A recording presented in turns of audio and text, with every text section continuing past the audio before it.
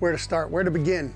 The scars and pimples and deep wounds. My CPA that I had hired to do our finances didn't do our final sales tax quarter of last year, 22, and not our first quarter of 23. I had to go into hustle scramble mode and try to fix all this. So what we've been doing is going back through all of our bank records, all of our receipts. When I contacted the individual who had been our CPA, I said I needed all of our stuff, and he said he didn't have it. That included my personal taxes and our corporation taxes for 2022 that should have been finished and sent. Corporate taxes have to be in by March. Personal taxes, of course, everybody knows April 15th. You can get an extension as long as you don't owe money. You can get extended all the way out to September. None of that has been done. So that has also been a scramble. And since I do not have any of the information from last year's taxes to give to a new CPA, nobody will take me on. So I'm kind of at the mercy of the IRS in trying to get all that information for not only myself, but for the business. Financially, this is going to be very, very difficult, and it puts a big strain on the business. In the meantime, we had some difficulty with a partner who is no longer with us. That caused some issues with scheduling, being open, internet sales. It was not a nice breakup, let's put it that way. Going forward, we have a new setup of people. We're scrambling to get it all together. We've gotten most everything back up and running as far as getting our receipts put into the computer on QuickBooks, getting our taxes filed, getting our taxes paid. We're almost paid up, but it's been a lot of pressure and stress.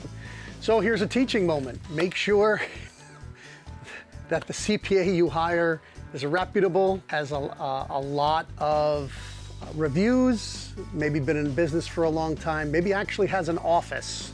Try not to hire a customer, is what I did. I figured he was giving me business so that I would give him business. That didn't end up working out. But a good entrepreneur picks up, moves on, and do your best, right? So that's what we're doing. I think maybe if you could find somebody in your local neighborhood who is a bookkeeper, somebody that you really could trust, somebody that could do it regularly. You maybe don't even need a CPA. I found out that for the large amount of money I was paying this CPA, that he was doing my taxes through TurboTax, which I could have done myself with all the write-offs and stuff that a business brings you. I should have been able to itemize, and that didn't happen. So going forward, I've learned a bunch of lessons in this, and hopefully I can bring them to you. Other things that are going on. Comics are in everybody knows that they're in a crazy spot right now. I want to say, if there's anybody in the comic book industry listening, if you want to listen to a retailer, I think you're focusing too much on the investors and the speculators, and you need to create more readers. So you need to focus on your readers who later on become collectors, because just by buying them every week, right?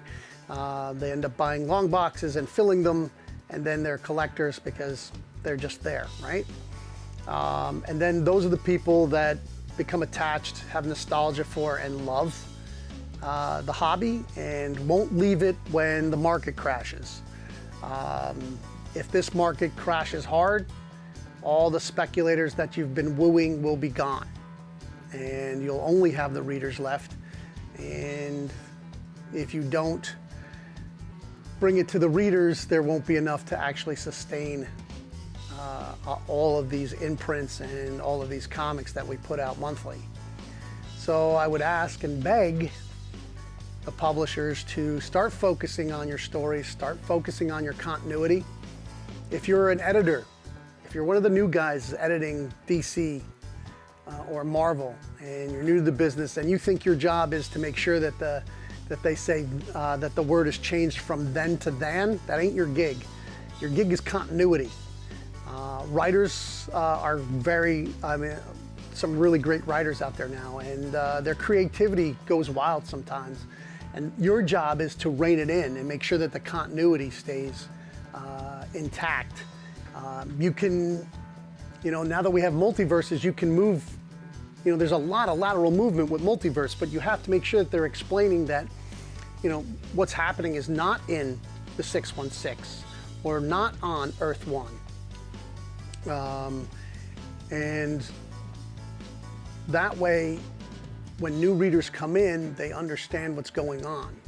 And when they pick up trade paperbacks, which I know that, that's, book sales are one of the highest moving upward mobility in comics, is the trade paperbacks and graphic novels. And if you want people to go back and read those, you need to keep the continuity tight, so when they read those, they don't have problems with your newer books. I thought that, like most people getting into comics, understood that, and most people in comics are there because they love comics. It's not really an industry where too many people become rich and famous. There's a lot of jobbers. There's a lot of people that just, make middle class income year after year, put in 30 years of writing stories that we fall in love with, and almost enmity, except for the people actually that are really close in the comic book community. I'd also ask that that you just don't go back and do some marketing. I'm pushing hard. I'm buying way over the amount of my kids' books. Teenage Mutant Ninja Turtles, My Little Pony, Sonic, all the new books coming out, Gargoyles, Darkwing Duck, all that Disney stuff. I'm way over buying it. I have a little bit of subscribers on it, and usually, basically in this business it's tough. You got to do subscriber plus one. But what I have found is when a kid comes in, he wants something recognizable. When Marvel was doing the XD books, and when they were doing the Peter Parker and Miles and the Double Trouble, whenever those come out, they do great for me. Now, on Wednesday, do they sell out? No, but over the month, from one issue to the other, as kids come in, this is something recognizable. The show's on Disney Plus. We know that the younger readers are looking at screens probably 80% of the time. And if they're going to grab something they read, they want to grab something familiar. I know a lot of the independents have tried to do some stuff for younger readers, and it hasn't been very successful. But I can tell you that IDW has been, for their kids' books, using licensed stuff has been very successful for me. And when Marvel does it, it's been very successful for me. And I'm a Scholastic dealer, and when I can get, some DC books like from Scholastics and Marvel books from Scholastics, they also do very well for me. So, I can't say this enough. I've probably said it almost on every video, is that our job is to make readers. If you want your business to last a long time, readers is where it's at. The exclusive game is maybe never going to come to an end, but I think it's, why don't you get all these great artists, why don't you just create your own comic? It definitely wouldn't cost you as much. You think it would cost you more, but it would, if you're paying full price for, for 3,000 Marvel books and you're sticking a different cover on it, junk. It's really, it's like when the car companies are sticking an Iron Man tag on a vehicle that they already have, and then, you got to pay $3,000 or $4,000 more to have the Iron Man version of the car.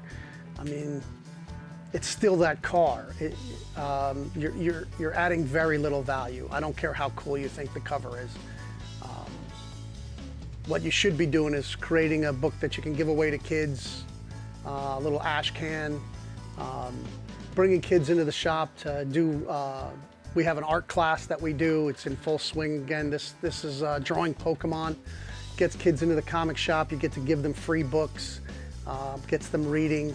This is a community business. If you want to sell specialty items, move to the internet. That's where most of your business is anyway. A